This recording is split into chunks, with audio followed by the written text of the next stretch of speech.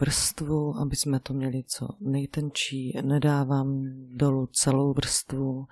Myslím si, že to ani není nezbytně nutné, pokud to dobře drží. Takže zbrousíme, poté si upravíme kůžičku. Všechny věci, které v tomto videu používám, vám nechám v odkazu pod videem.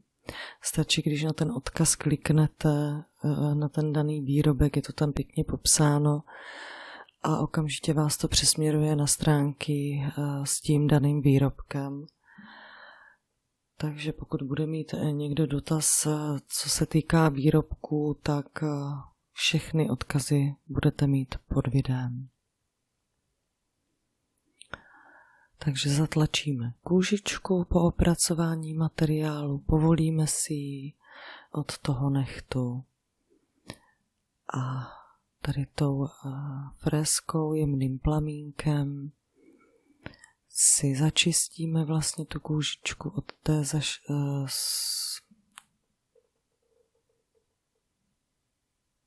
té suché kůže. My to povolíme, odstraníme si to, co nám tam bude překážet, uděláme si prostor kolem toho nehtu. Bude se nám lépe nanášet podklad.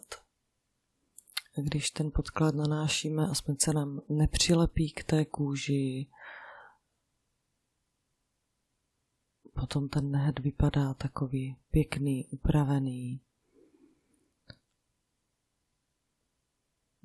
Stačí opravdu jemnýma tahama.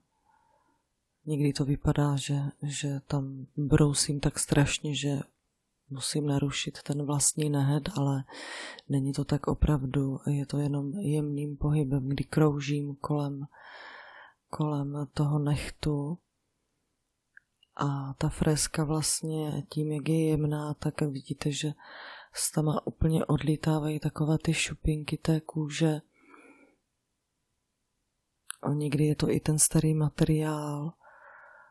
A zároveň si samozřejmě trochu zbrousím i ten vlastní nehet, pak už nemusím tolik pilovat. Takže opravdu jenom takovýma jemnýma tahama.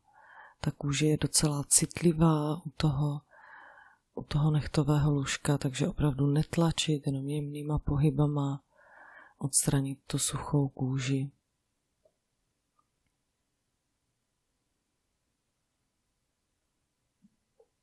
Takže po začištění tady té kůžičky, povolení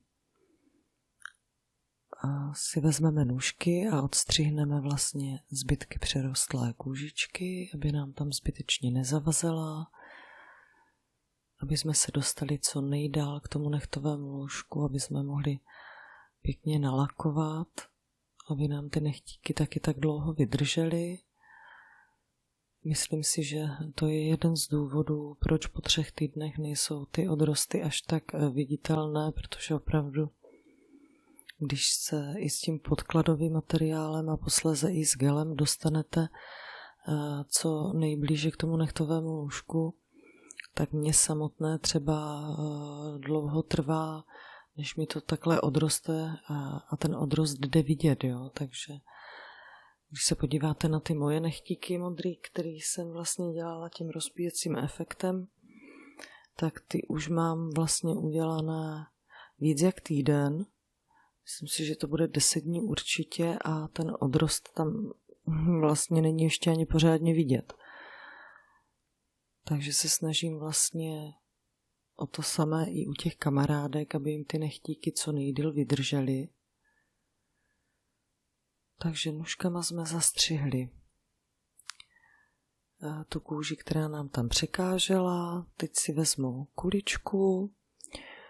Kuličku používám 2,6 průměr. Je to asi největší kulička, tady ta kovová, kterou jsem našla na AliExpressu. Pak už jsem našla jedině takové ty kamínkové.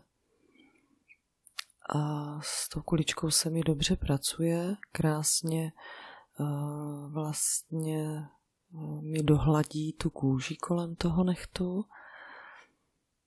Takže si krásně takhle přejedu to, co jsem zastříhla těma nůžkama, protože někdy mám strach těma nůžkama zajíždět hodně, abych kamarádku neporanila, takže stříhám jenom opravdu tam, kde jsem si jistá a ty zbytečky potom takhle upravím tou kuličkou.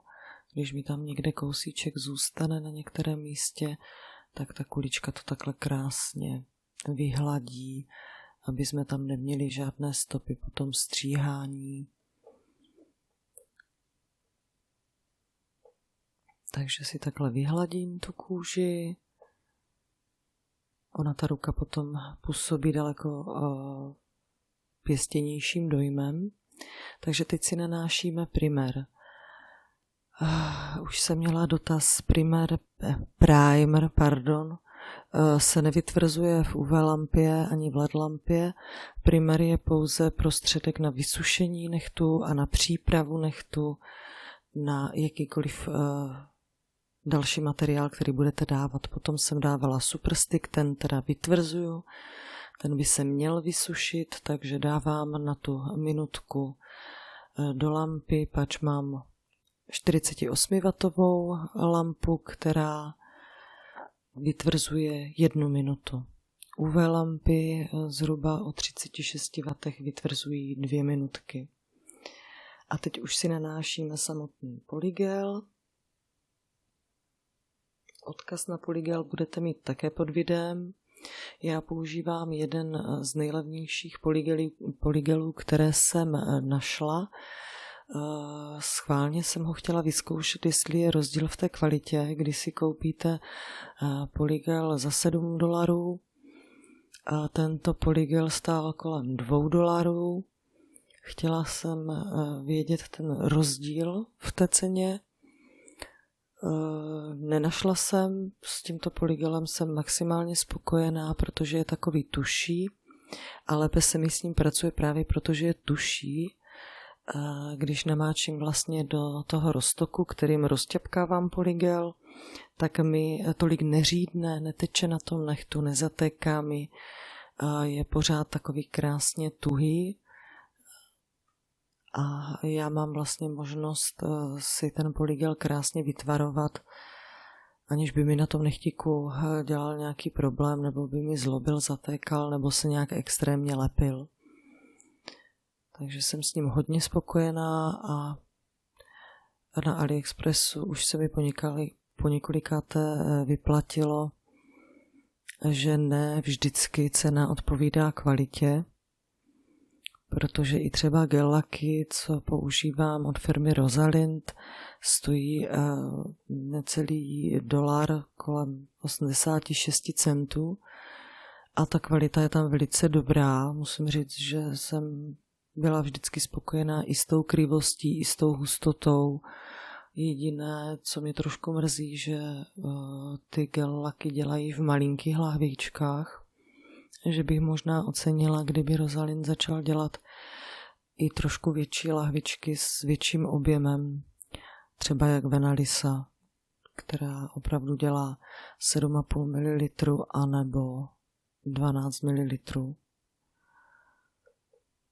Zdá se mi, že ta malá lahvička je opravdu tak, když si děláte sama sobě nehty doma a chcete mít víc barevných odstínů, takže opravdu vám to vydrží,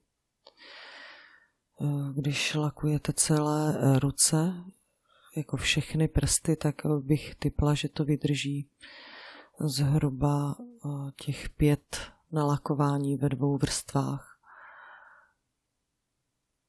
Což já teda různě ty barvy kombinuju, takže někdy mi ta lahvička prostě vydrží měsíc, někdy mi vydrží 2 měsíce podle oblíbenosti barev.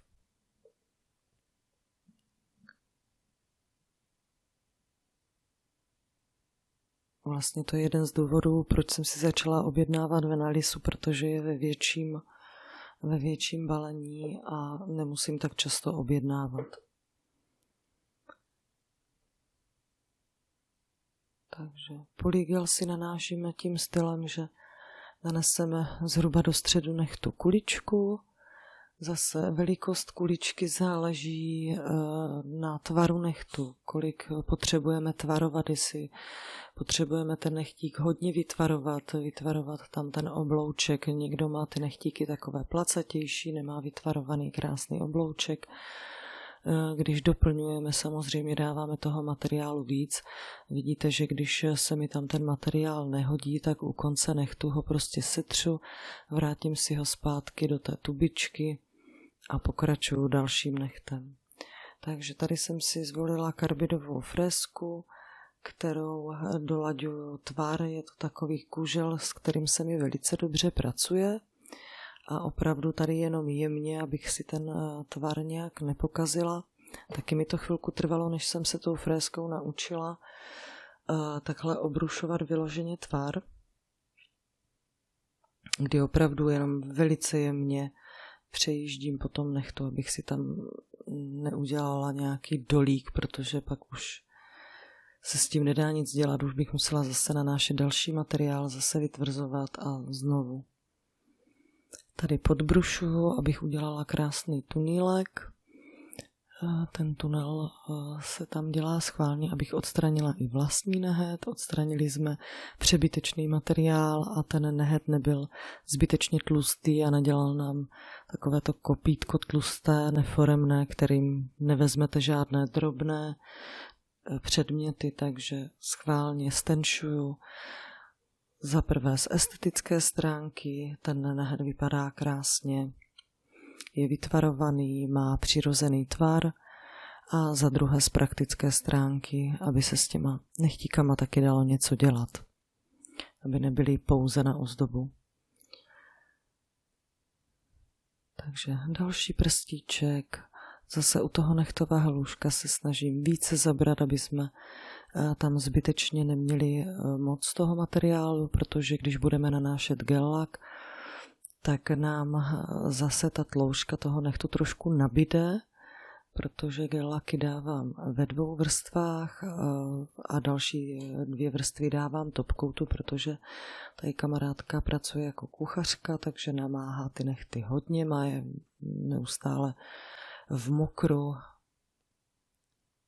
A ruce dostávají zabrat, protože opravdu jako kuchař nebo kuchařka dělá vlastně všechno rukama, takže se snažím, aby ty nechtíky vydržely dlouho hezké, ale viděli jste, že i když přišla s těma 3týdenníma odrostama, tak ty nechtíky pořád vypadaly velice dobře. Takže zapravíme ten tvar, stenčíme ty konce, zbavíme se vlastního nehtu, aby nám tam nepřekážel, neodlupoval se od toho polygelu. Vytvarujeme si ten tunýlek, aby ten necht hezky vypadal. Takže další prstík, zase u těch krajů, na těch bocích se to snažím také stenčovat, aby ten nehet měl takový přirozený tvar, aby to bylo krásně.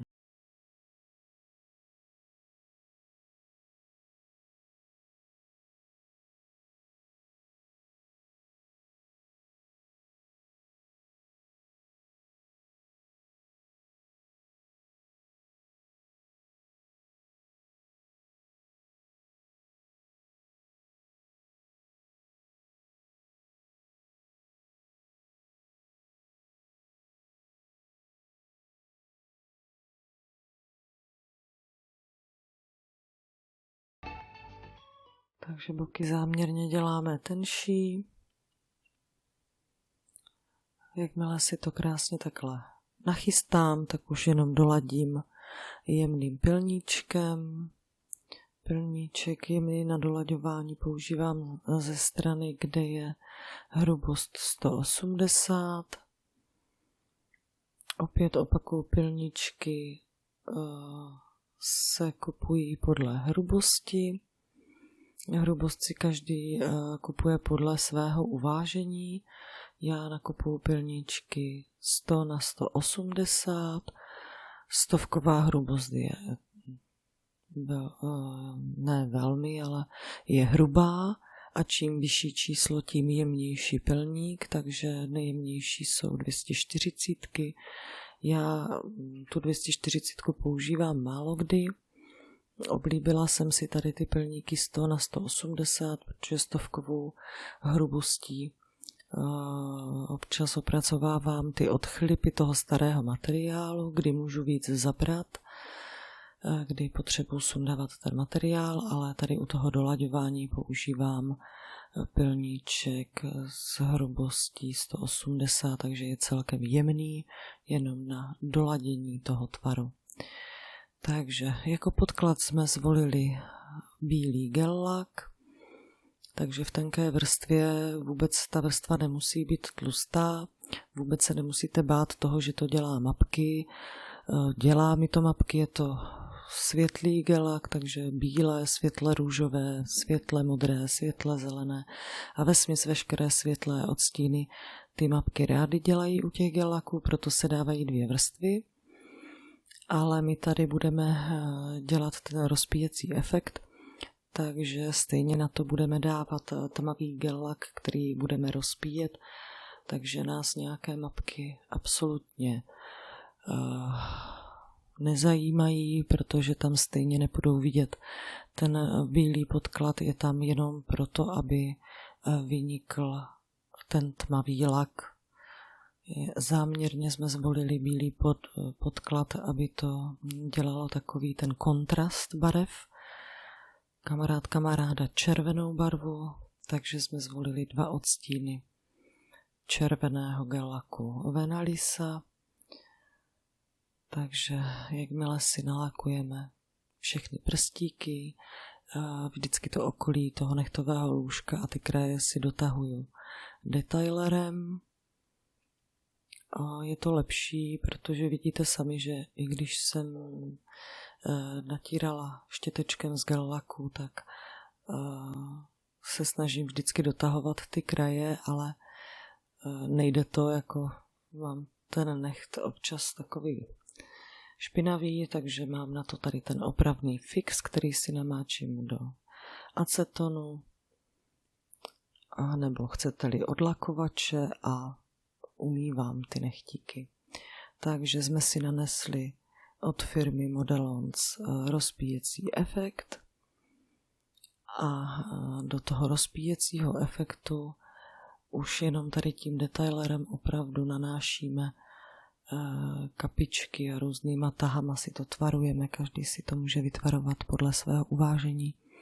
Toto video jsem natočila schválně, abyste viděli, že ty efekty se dají dělat různým způsobem, že to nemusí být přesně to, co jsem si dělala já, ale dá se na tom vytvářet různý efekt. Můžete si na tom vytvořit i květinky, můžete tady tím vytvářet imitace hadí kůže, kdy si uděláte vyloženě do toho jenom puntíky, které se vám krásně roztáhnou a pak to vypadá, jako kdybyste měli hadí kůži. Viděla jsem to s pěkným efektem, kdy byl černý podklad a světle zelený lak a vypadalo to velmi zajímavě.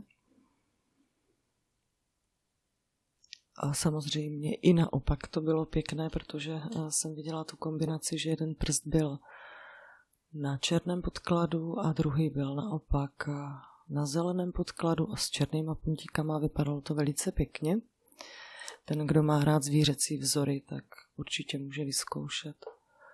My jsme volili jenom takové slzičky rozetřené.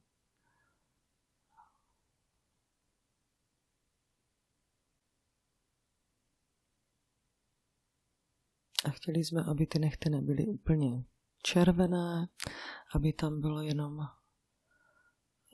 takový barevný kontrast těch barev. Třpytky nám to nazdobí ten nehet, zjemní, že to není jenom prostě bílá a červená. Je to takové oživení toho nehtu, kdy je tam něco, co se nám tam hezky leskne, třpytí a není ten necht jenom takový smutný, barevný, jenom pastelový. A takovýmto způsobem vlastně naneseme všechny prstičky. Vytvrzuju si to vždy po jednom prstu, protože tady ten efekt je takový trošku zrádný, že když do toho rozpíjecího efektu kápnete tady ty gel laky a chtěli byste udělat napřed všechny prsty a pak vytvrdit, tak by se vám to tak strašně roztahlo, že by se to vlastně i mohlo spojit ty barvy a už by tam vlastně ten rozpíjecí efekt nebyl žádný vidět. Takže opravdu udělám jeden nechtík, střídáme pravou a levou ruku, takže uděláme jeden nechtík, dáme vytvrdit, vezmeme si druhou ruku a takhle pokračujeme. Je to i z toho důvodu, aby nám ty nechtíky dlouho netrvaly, aby kamarádka u mě nemusela sedět celé odpoledne. Takže takhle střídáme ty ruce a po té minutce máme za 20 minut vytvrzené všechny prstíky a na závěr vlastně dáme top coat. Jak už jsem říkala, dávám ho ve 2 vrstvách, ale ten, kdo nemá náročnou práci nebo maminy, které jsou na mateřský, tak ty klidně můžou mít jenom 1 vrstvičku toho závěrečného top coatu. Tady ten rozpíjecí efekt nedávám ani v nějak extrémně silné vrstvě, protože když do toho dáváte ještě další vrstvu tady těch kapek gel laků, tak by vám to mohlo začít zatékat, roztáhne se to potom nechtíku a začne vám ten rozpíjecí efekt i s těma gel lakama zatékat do těch krajů, takže opravdu jenom jemnýma kapičkama zdobit a ten rozpíjecí efekt opravdu stačí potřít v tenké vrstvě po tom nechtu.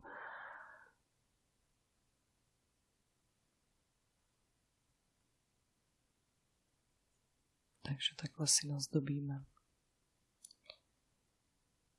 všechny nechtíky. A jakmile naneseme ten závěrečný top coat, tak já ještě holkám umývám ty ruce trošku dezinfekcí, aby je neměli od toho prachu, od toho, jak na ně chytám. Ty ruce se teďka v létě potí. Takže ještě na závěr umývám dezinfekcí a po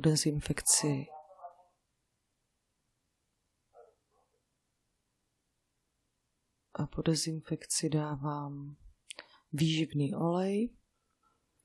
Výživný olej mám z Nany Nails, ale kupuju výživný olej i na AliExpressu, kde se dá taky koupit za hodně výhodných podmínek, krásně voní a má úplně stejný efekt, jak z českých e-shopů, zjemní a výživí okolí nechtu.